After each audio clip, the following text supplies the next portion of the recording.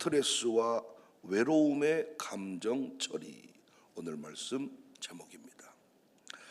심리학자들이 이렇게 우리 인생을 정의하는 것을 들은 적이 있습니다.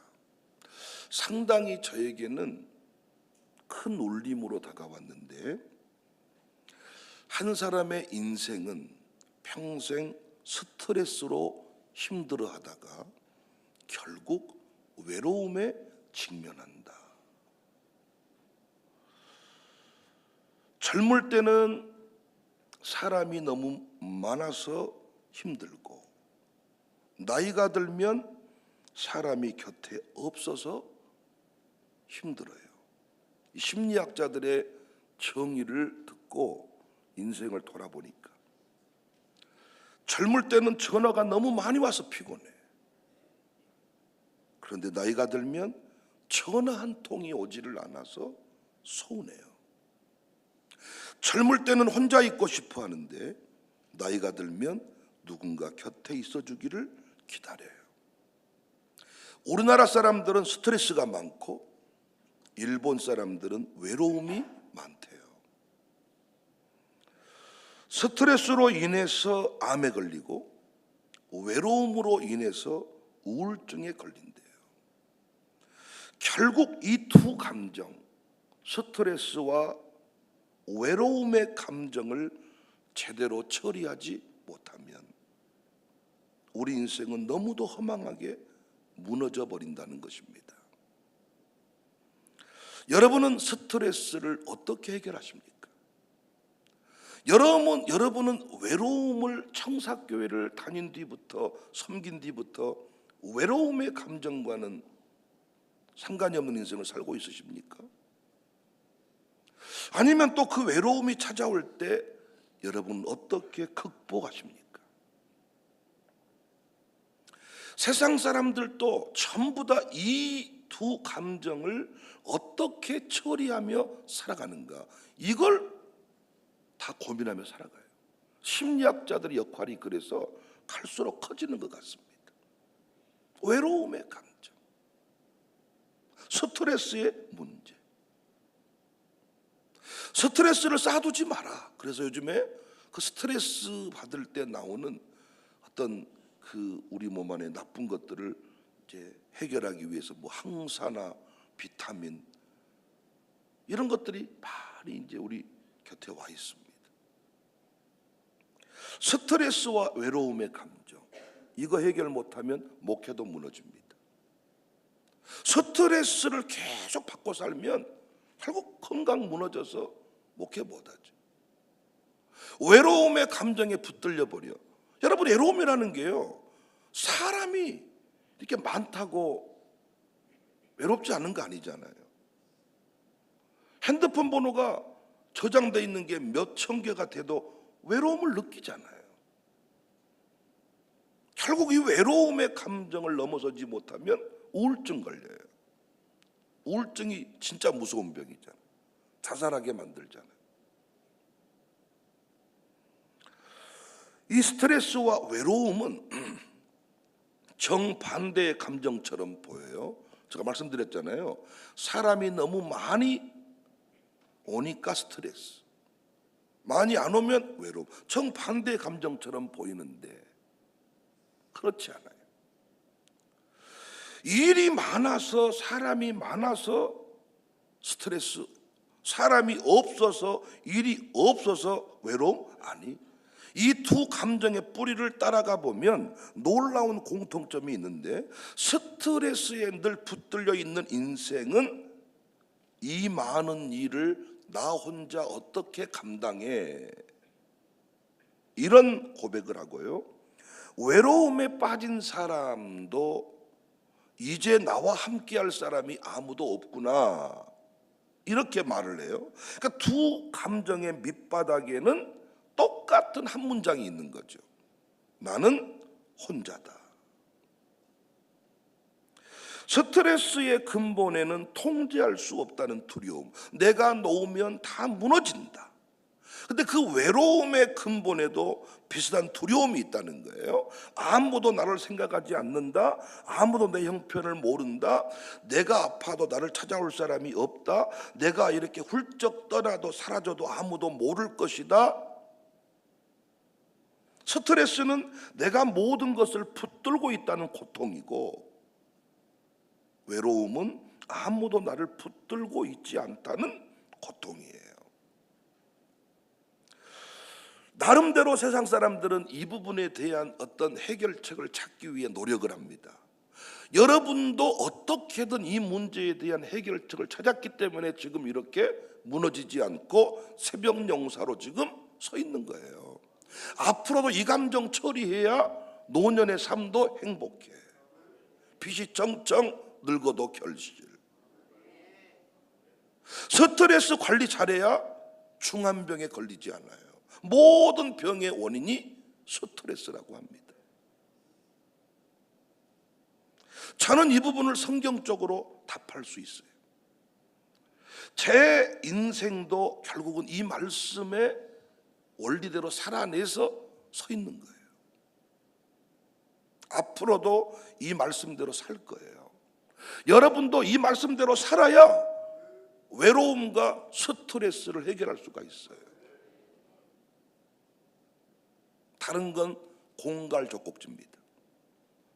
술을 마시는 것도, 사람 만나 상담하는 것도 어떤 의미에서 스트레스, 외로움, 감정 극복하는 것일 수 있는데, 그건 흔히 말하는 대로 공갈족곡지.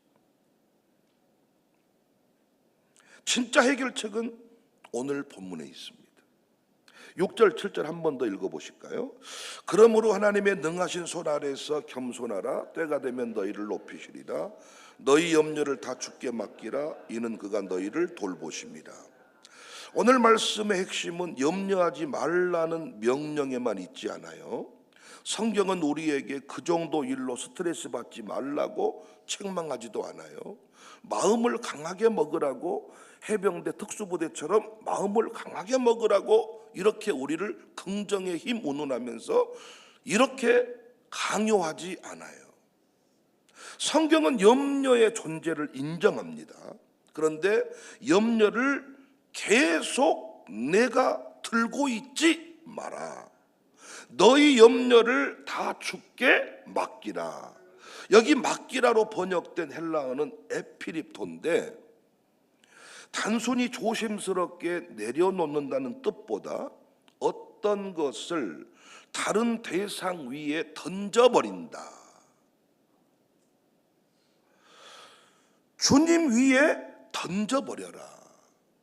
그 짐을 내게서 떼어 하나님께 넘겨버려라. 이 단어가 사용된 또 다른 곳이 누가복음 19장 35절인데, 예수님께서 예루살렘에 들어가실 때 제자들이 자기들의 겉옷을 나귀 새끼 위에 걸쳐 놓았다. 이때 사용된 말이 같은 에피립토. 제자들은 겉옷을 계속 들고 있으면서 나귀에게 맡겼다고 말하지 않고 자기 손에서 놓아 나귀 위에 옷을 던져버린 것. 그 순간부터 겉옷의 무게는 제자의 손이 아니라 나귀가 감당하는 거죠. 염려를 맡긴다는 것도 이와 같습니다. 입으로는 하나님께 맡겼다고 하면서 마음으로 계속 붙잡고 있는 건 맡긴 게 아니에요. 예배 전에는 잠시 내려놓았다가 예배 끝나면 다시 들고 가는 것도 맡긴 것이 아니에요. 맡김은 염려의 무게를 내 손에서 하나님 손으로 옮기는 거예요. 그렇다고 여기 던져버리라는 말이 책임까지 버리라는 뜻이 아니에요. 우리에게 주어진 책임이 있는데, 본문 8절에 보니까 근신하라, 깨어라. 9절에 보니까 믿음을 굳건하게 하라. 왜? 사탄 마귀가 삼킬 자를 찾기 때문에. 장사가 안 된다고 가게 문 때려 잠가놓고 하나님께 맡깁니다. 이건 맡기는 게 아니에요. 장사가 안 될 때 자꾸 가게 문을 닫잖아요. 조만간에 가게 그만두고 싶습니다. 장사를 정리해버리고 싶습니다. 성도가 자꾸 안 온다고 목사가 설교를 안 하잖아요. 목회 그만두고 싶습니다. 사탄 마귀는 호시탐탐 우리를 노리고 있기 때문에 근신하라, 깨어라, 믿음을 굳건하게 하라. 자녀 인생에 문제가 생겼어요. 하나님께 맡깁니다. 아무것도 하지 않으면 조만간에 그 자녀 때문에 부모가 쓰러지고 말 거예요. 믿음 관리를 해야 돼요. 근신하고 깨어야 돼요. 그런데 우리는 이상하게도 무거운 것일수록 더 꽉 붙잡아요. 내가 사랑하는 자녀일수록 못 놓는 거예요. 가벼운 일은 하나님께 맡기면서 정말 중요한 일은 내가 붙들고 있으려고 합니다. 그런데 중요한 자녀일수록 무거운 짐일수록 더 빨리 던져야 되거든요. 내가 감당할 수 없기 때문에 하나님께 맡기는 거거든요. 오늘 본문의 베드로는 염려를 조금 맡기라고 하지 않았고 너희 염려를 다 주께 맡기라. 기도로 해결될 것 같은 문제만 맡기라는 것이 아니고 남에게 말할 정도의 문제만 맡기라는 것도 아니고 내가 오래 붙들고 있었던 문제, 아무도 모르는 문제, 설명할 수조차 없는 문제까지 다 던지라는 거예요. 그런데 오늘 본문을 자세히 보면 더 놀라운 사실이 있죠. 7절에 맡기라는 말이 6절에 겸손하라는 명령과 연결되어 있어요. 그러니까 염려를 하나님께 맡기는 것은 하나님, 저는 하나님이 아닙니다 라고 인정하는 겸손의 고백입니다. 염려는 일이 많아서만 생기는 게 아니라 내가 다 해야 된다는 마음을 가질 때 생기는 거예요. 모든 결과를 알아야 하고 모든 사람을 움직여야 하고 모든 위험을 막아야 하고 내일 일까지 오늘 결정하려고 하니 내 영혼이 견디지 못하는 겁니다. 신앙은 내가 더 강해져서 모든 것을 통제하는 것이 아니에요. 내가 통제할 수 없는 것을 인정하는 것, 하나님의 능하신 손 아래로 들어가는 것이 신앙의 성장인데 우리는 초자연적인 힘을 받아가지고 내가 모든 걸 싹 통제하려고 하는 것, 이걸 신앙으로 잘못 이해하는 것 같아요. 그런데 여러분, 염려를 맡기라는 건 누가 모르는 이야기입니까? 여기 염려를 맡긴다는 개념을 여러분이 잘 이해하시면 스트레스와 외로움의 감정 넘어설 수 있어요. 여러분, 염려를 그냥 허공에 던질 수는 없잖아요. 던지라고 했는데 받아줄 사람이 없다면 던질 수 없잖아요. 우리가 쓰레기 봉투에다 다 집어넣어가지고 이걸 쓰레기차가 실어 간다고 하니까 던져놓는 거지. 쓰레기차가 안 받아가는데 그냥 던지면 그건 경범죄 처벌받잖아요. 염려를 그냥 허공에 던질 수는 없잖아요. 그래서 베드로는 맡기라고만 말하지 않고 그 이유를 분명하게 밝혀요. 7절, 이는 그가 너희를 돌보심이라. 염려를 던져도 되는 이유는 하나님께서 받아주시기 때문입니다. 내가 놓아도 되는 이유는 하나님께서 붙들고 계시기 때문입니다. 그가 너희를 돌보심이라. 이 말씀이 스트레스와 외로움에 대한 복음의 대답이에요. 스트레스는 말한다니까요. 내가 다 책임져야 된다. 근데 하나님은 말씀하세요. 내게 던져라. 내가 돌본다. 외로움은 말해요. 아무도 너를 생각하지 않는다. 하나님은 말씀하세요. 나는 너를 돌보고 있다. 그러니까 스트레스와 외로움은 모두 다 내가 혼자라고 속삭이는 사탄 마귀에 꿰임일 수가 있단 말이에요. 근데 복음은 말해요. 너를 돌보는 이가 있다. 내 형편을 아시는 분이 있다. 내가 말하지 못한 사정을 아시는 분이 있다. 내가 잠들지 못한 밤을 아시는 분이 있다. 사람들은 오해해도 나를 정확하게 알아주시는 분이 계신다. 내가 나 자신을 돌볼 힘조차 없을 때 나를 돌보신 이가 있다. 여러분을 위해 얼마나 좋은 걸 먹고 사셨나요? 우리 교인들 보니까 제가 짠한 게 자신을 위해서 건강식품 하나 못 사 먹고 살아. 우리가 동남아 여행 가서 동남아 여행의 백미가 뭡니까? 라텍스 침대 사고 이 베개 사고 이불 사고 그 다음에 거기서 파는 건강식품 사오는 건데 우리 교인들 쇼핑한다 그러면 대부분 나가 있어. 나를 위해 뭔가 투자 한 번 못했던 인생인데 우리 건강식품 챙겨 먹는 사람보다 더 건강하잖아요. 아멘이 없으시네요. 속으로 골병이 다 들었어요. 이러는 겁니까?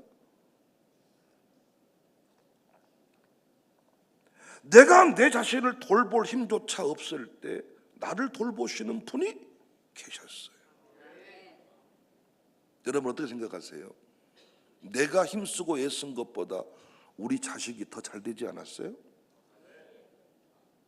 아멘 못 하시는 거예요? 내가 힘쓰고 애쓰고 투자한 것에 비해서 지금 결과가 덜 나온 것 같아요. 많은 경우는 내가 한 것보다 자식이 훨씬 잘 됐을 겁니다.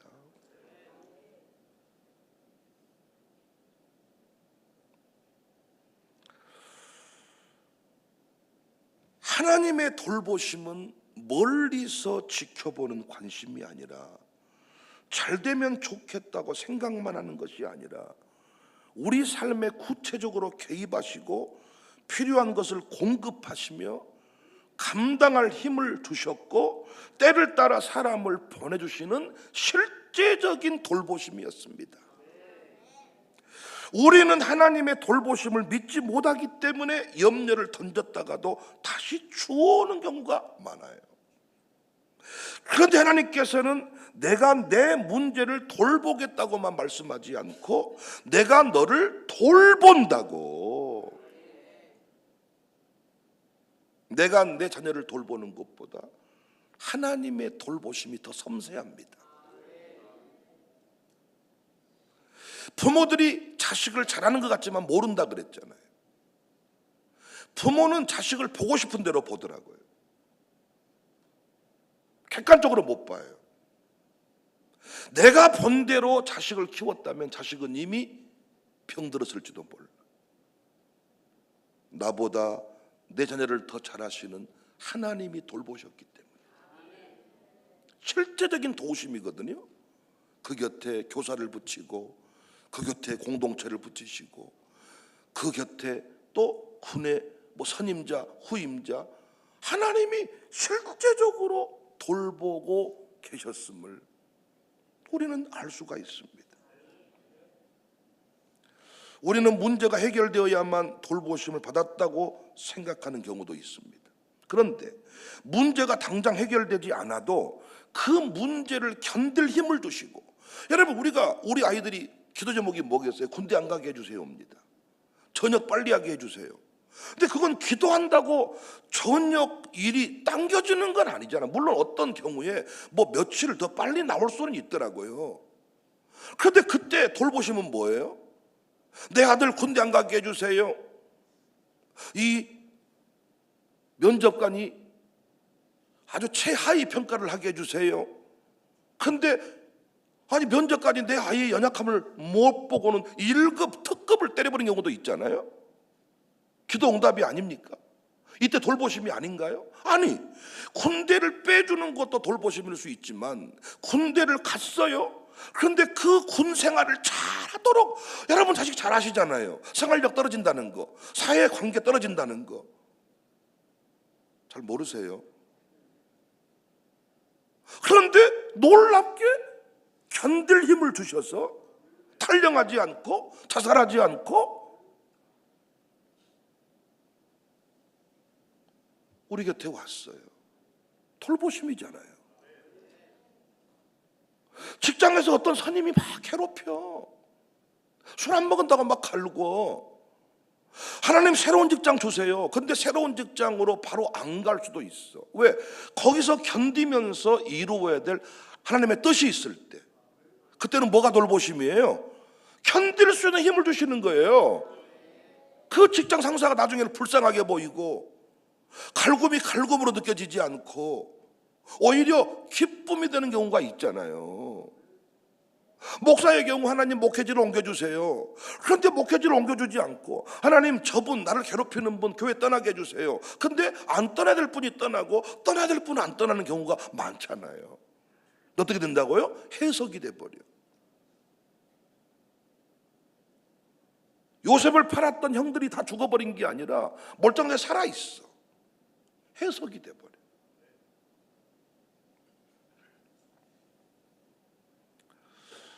야, 무너지지 않도록 붙들어 주셨고 그 일을 통해서 믿음이 깊어지게 하셨고 하나님의 돌보심입니다. 야고보 사도는 이런 말을 했습니다. 야고보서 5장 14절에 너희 중에 병든 자가 있느냐? 그는 교회 장로들을 청할 것이요 그들은 주의 이름으로 기름을 바르며 그를 위해 기도할지니라. 성경은 병이 들었을 때 혼자 견디라고 하지 않지요. 교회 장로들을 청하라고 말씀합니다. 내가 병 들었습니다 알리고 기도를 요청하고 공동체의 돌봄 안으로 들어오라는 거죠. 그런데 청하지 않지요. 내가 감기 몸살 걸린 것 같아, 이 정도의 이야기는 털어놓는데 내가 병원 갔더니 암이라네, 이런 말은 감추죠. 왜 감추는 거예요? 두 가지 의미가 있겠죠. 하나는 사람들한테, 이 공동체한테 말을 해본들 뭔 소용이 있겠냐, 그것일 거고, 두 번째는 자존심 때문에 내가 암 걸렸다고 하면 평상시 나를 조금 안 이롭게 봤던 인간들이 얼마나 고소해하겠냐, 그래서 말을 하지 않아요. 가정교 식구들을 무시하는 거죠. 목사를 무시하는 거죠. 이게 뭐라고요? 교만이라고요. 너의 인생에 문제가 생겼을 때 교회 장로들을 청할 것이요 교회의 원리를 따라서 양육사를 청할 것이요 목양장을 청할 것이요 담임 목사를 청할 것이요 그에게 너의 문제를 뭐라고요? 던지라고요. 너의 문제를 던지라고요. 하나님의 돌보심의 방법 중에 뭐가 있다고요? 교회 장로들을 청하여 기도할 것이요 의인의 간구는 역사하는 힘이 크다. 병 들었을 때 혼자 산속으로 들어가, 나는 자연인이다, 편백나무 붙잡고 씨름하는 것도 중요한데 그건 잠시 동안 공동체에 견딜 힘을 기르기 위해서 잠시 동안 떠나는 것이지 죽을 때 편백나무 붙잡고 죽어라 말한 적이 없어요. 하나님의 돌보심의 방법 중에 뭐가 있는 거예요? 교회 장로를 청하는 게 있는 거예요. 근데 여러분, 아직까지 교회에 기도 제목을 못 내려왔다는 말은 교회가 평상시 가르친 대로 살지 않았다는 이야기일 수 있고, 그렇잖아요. 문제가 생겼을 때 목사한테 바로 전화 못한 것은 목사가 하지 말란 것을 했을 수가 있고, 그죠? 그 다음에 아까 말했던 것처럼 말해본들 해결할 수 있겠냐, 이러든 저러든 교만이죠. 교만이죠. 교만한 인생은 죽습니다. 교만한 인생은 절대 회복을 경험할 수가 없습니다. 저의 얘기를 해볼게요. 제가 장로님들 앞에서 교회 어려운 얘기를 하는 게 쉽겠습니까? 제가 장로님들 앞에서 교회 재정 문제를 매주마다 얘기하는 게 쉽겠습니까? 그럼 여러분, 내가 장로님들 헌금 수준을 모릅니까? 그럼 여러분, 그 자리에서 내가 그 얘기를 매일 하고 있다는 것은 우리의 모임을 존중한다는 거죠. 장로님들을 통해서 분명히 이 일은 해결될 것입니다 믿어야 내가 거기다가 의견을 내놓을 수가 있는 거잖아요. 장로님들 말해본들 못 알아먹을 거니 기도만 해주세요, 이렇게 말한다는 것은 이미 제가 그 모임을 무시하고 있다는 거잖아요. 내가 이미 말해본들 안 된다고 생각하는 거잖아요. 이번에도 저는 가정교회 연합캠프 마지막 날 그 합심기도 그 말씀을 나누면서 교회 중차대한 기도 제목을 제가 함께 공유를 했었지요. 그러면 거기에는 중직자만 모인 게 아니라 새가족도 모여 있었지요. 여러분, 목사로서 그 자리에 그 제목 내놓는 게 쉽겠어요, 어렵겠어요? 여러분, 거기서 제가 수많은 생각이 들겠죠. 자존심 상할 수도 있고, 아니 거기 회비도 못 낸 분들이 있어, 그 자리에. 근데 제가 이 교회의 문제를 거기다 내놓을 필요가 있겠느냐? 이건 중직자만 모여서 의논해야 될 문제가 아니냐 생각할 수가 있고, 그 다음에 내 생각 안에서 이 부분은 자존심 상한 문제일 수도 있잖아요. 근데 성령은 계속 거기서 내놓으라고 하던 기도 제목을 내놓았잖아요. 놀랍게 기도 제목을 내놓고 기도를 시작하는데 핸드폰에 전화가 울려요. 지금 교회 여러 가지 일을 도와주고 있는 사람인데 저를 못 받았죠. 끝나고 내려와 통화를 했더니 이렇게 내가 해결할 길을 찾았습니다 하는 응답이었어요. 그리고 끝나고 나서 지금 제가 여러분 앞에 이름을 거론할 수는 없지만은 세 가정이 아주 꽤 중요한 문제의 해결자로 나서게 되었어요. 놀랍지 않아요? 저는 절대로 그 모임에 갈 때 그 문제를 해결하려고 생각하지 않고 갔어요. 그리고 거기서 제가 어떤 기사, 거기 있는 분들은 특히 이 문제의 해결자라고 생각을 안 했어요. 그런데 주님은 공동체 안에서 내 문제의 고민을 털어놓으라 그래. 이건 교만한 사람은 절대로 못 털어놓습니다. 그러니까 병원에 아무것도 아닌 병으로 입원했잖아요. 근데 숨기는 분들이 계시더라고요. 코털 뽑았다가 죽은 분이 있어. 코털 뽑았다가 아무것도 아닌 일로 입원했다가 나는 죽을 수 있다고 생각합니다. 어떤 사람? 교만한 사람. 공동체를 무시하는 거죠. 수술비가 5천만 원 든다는데 청사교회 누가 5천만 원 도와주겠어? 그 말 안 하는 거예요. 그래서 있는 사람들한테 연락을 해가지고 수술하고 해보겠는데 퇴원을 못 하더라고요. 오늘 본문에 염려를 주께 맡겨라. 내가 너를 돌보신다. 돌보시는 방법 중에 청사교회를 만나게 했고, 네 가정교회를 만나게 했고, 양육사를 만나게 했고, 우리 김병환 장로님 자주 부르시는 너는 그냥 가만히 있어. 양육사가 다 해줄게. 너는 그냥 가만히 있어. 담임 목사가 다 해줄게. 이 고백이 있는 사람 겸손한 사람이죠.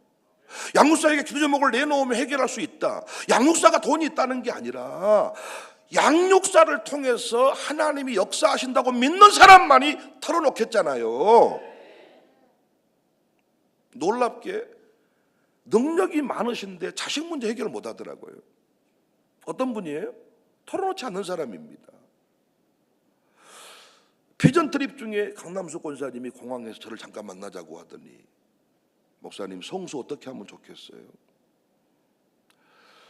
결혼시키고 싶은데 어떻게 하면 좋겠어요? 조금은 전후 문맥이 안 맞는 질문이었지만 저는 참 돌아오면서 기분이 좋았어요. 자, 이렇게 말해줬습니다. 담임 목사가 성수 인생 문제에 적극 관여할 수 있으려면 저한테 온전히 맡겨주세요. 온전히 맡겨주면 제가 아마 결혼 주례할 수 있을 거예요. 근데 말로만 목사님 기도해 주세요 해놓고 권사님이 뒤에서 만날 사람 다 만나고 알아서 정리한다면 그건 제가 할 수 있는 문제가 아닐 거예요. 여러분, 다 다른 집은 결혼했는데 내 새끼만 결혼을 못해. 기도 제목 내놓는 게 쉬워요? 쉬워요? 그거 안 내놓잖아요. 그게 교만입니다. 해결 안 됩니다. 그리고 그 스트레스 때문에 죽습니다. 웃기잖아요. 예수님 믿는데 스트레스 때문에 죽었다. 이 원리대로 살지 않아서 그래요.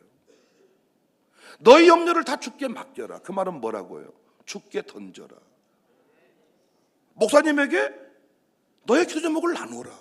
그럼 목사가 뭐 중매자인가요? 자기가 알고 있어. 뻔히 우리 교회는 결혼할 남자도 없고 결혼할 여자도 없어. 여기다가 말해본들 내 결혼이 되겠느냐? 그래서 말 안 해. 근데 하나님은 전능자시잖아요. 우리 교회 없으면 오게 할 수도 있잖아요.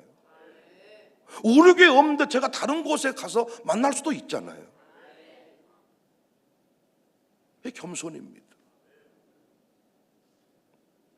놀라운 건 저는 매주 아침마다 스트레스가 사라져요.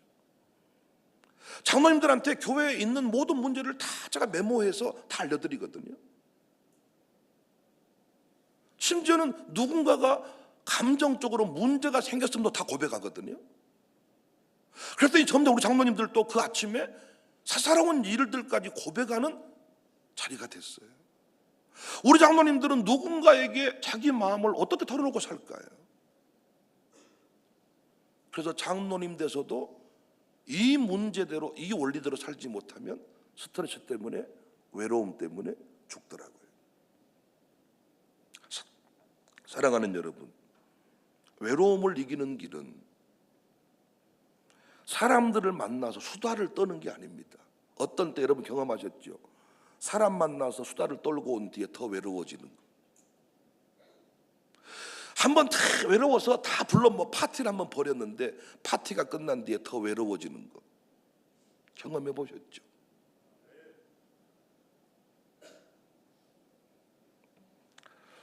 저는 우리 교회가요, 이 원리대로 살아서 스트레스도 넘어서고, 여러분 사실은 스트레스는 좋은 거거든요. 스트레스가 있다는 말은 일이 있다는 거잖아요. 스트레스가 있다는 말은 아직 쓰임받고 있다는 거잖아요. 아니 여러분, 교회 안 다니면, 교회 안 섬기면 스트레스 안 받아요. 그런데 이 교회를 섬기려다 보니까 스트레스가 막 이빠이 고봉으로 쌓여버는 거 아닙니까? 은퇴를 하고 나니까 제일 좋은 게 교인들 전화 받는 일이 없어서 좋다 그러더라고요.